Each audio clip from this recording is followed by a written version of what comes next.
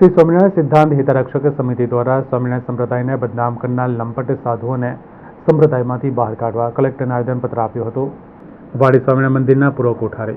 अने हाल वड़ताल मंदिर में रहता जगत पावन स्वामी सामे दुष्कर्मनी फरियाद थी भक्तो रोषे भराया है। श्री स्वामिनारायण सिद्धांत हितरक्षक समिति सभ्यों जणाव्युं हतुं कि संप्रदाय ए सनातन वैदिक संप्रदाय है जेनुं पोतानुं बंधारण है। खानगी संस्थाओं गुरुकुळ बनावी संपत्ति एकठी करे छे अने ते प्रमाणे संप्रदायना मोटा वर्गने भोळवीने छेतरपिंडी करे छे। साधु संतोए स्त्री साथे बोलवुं नहीं, स्त्रीनुं मुख जोवुं नहीं, स्त्रीना वस्त्रने पण अडवुं नहीं तेवी आज्ञा होवा छतां स्त्रीओ साथे दुष्कृत्य आचरे छे। भगवा वस्त्रनी आडमां असामाजिक चारित्र्यहीन प्रवृत्ति करे छे। आ फरियादने 12 दिवस थवा छतां पण पोलीस कोई नक्कर कारवाई करी नथी कि दुष्कर्मना आरोपीने झड़पी शकी नथी, जेने लईने पोलीस कारवाई सामे शंका ऊभी थाय छे। आ अंगे अमे राज्यना मुख्यमंत्री, गृहमंत्री, पोलीस वडाने रजूआत करीशुं અને આ મામલામાં આરોપીઓને તાત્કાલિક ઝડપી પાડી કડક કાર્યવાહી કરવાની માંગ કરીશું તેમ જણાવ્યું હતું કે હરિભક્તો પૂછાતા હતા કે અમારી માંગ રાખશે પણ અમારી માંગ રહેશે ક્યાં, પરંતુ હવે એવું છે કે હરિભક્તો જ્યારે સાબદા બન્યા છે અને એની અમારી માંગ એવી છે કે આવા જે સાધુઓ છે ને જે સૃષ્ટિ વિરુદ્ધ કૃત્ય કરે છે અને એની પર આજ સુધી કોઈ એક્શન નથી લેવાયા, અમારી એવી માંગ છે કે એ લોકો પર સરકારી ધોરણ પ્રમાણે, કાયદાકીય પ્રમાણે, ન્યાયાલય પ્રમાણે જે પણ આપણા કાયદાકીય પ્રમાણે જોગવાઈ હોય એ પ્રમાણે સજા થવી જોઈએ। એવા સાધુઓને સંપ્રદાયમાંથી બહાર કાઢી નાખવા જોઈએ જેથી બીજા જે સંત હોય કાં તો બીજા જે સાધુ હોય એ પણ આનાથી એક શિક્ષા લે અને આવું કૃત્ય ન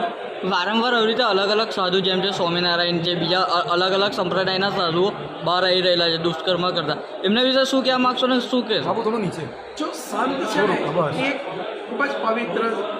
વ્યક્તિ છે, કેટલું યોગ્ય છે? હવે જ્યારે એવું કહેવાય કે સંત જ્યારે આવું કરે ને તો આખા સનાતન હિન્દુ સંપ્રદાય જે છે ને એ વગોવાય છે અને એનાથી સનાતન હિન્દુ સંપ્રદાયની સાથે સાથે આપણો દેશ છે ને એ હિન્દુ સનાતન સંસ્કૃતિ બનેલો, આપણો દેશ પણ ક્યાંક ને ક્યાંક આમાં ખાડે પડે છે। એટલે જે વ્યક્તિઓ આજે આપણે જ્યારે ધર્મનો પ્રચાર કરતી હોય એવા વ્યક્તિઓ જો આવું કૃત્ય કરતી હોય ને તો એ તો ખરેખર બહુ જ ખૂબ જ નિંદનીય।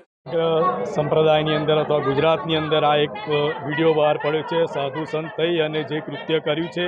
તો આવા તો ઘણા વિડીયો અગાઉ પણ આવી ગયેલા છે જેની સામે આજ દિન સુધી સંપ્રદાયના જે સત્તાધારી લોકો છે એમણે કોઈ પણ પગલાં આજ દિન સુધી લીધા નથી અને એ લોકો અત્યારે પણ કોઈ જવાબ આપવા માંગે તૈયાર નથી। માટે અમે એક હિતરક્ષક સમિતિ બનાવી અને આજે સરકારને પણ અમે આવેદનપત્ર આપવા આવ્યા છીએ કે